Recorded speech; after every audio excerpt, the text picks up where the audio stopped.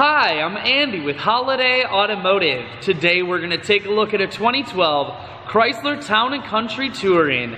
Let's start right away up front. On the front end you have factory fog lamps. Chrome grille definitely adds a sharp look on the front. A look down the passenger side, you do have alloy wheels. Those are wrapped with Michelin tires. Inside, leather interior. Seats are very clean all the way throughout. You have second row bucket and third row bench seating. Dual rear facing entertainment centers, and up top you do have a sunroof. One more look down the passenger side, then swinging around to the back end. You have a rear backup camera on the back.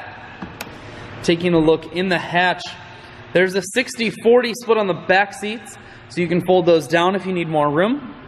Power assist liftgate, so it's simply the press of a button. The hatch will fold itself down just like that. Holiday Automotive is located on the corners of highways 41 and 23 in Fond du Lac. We're Wisconsin's largest used car dealer, so it's certainly worth the trip. Audio, Bluetooth, and cruise controls. Full touchscreen that includes your stereo. Dual climate control, as well as dual heated seats and a heated steering wheel.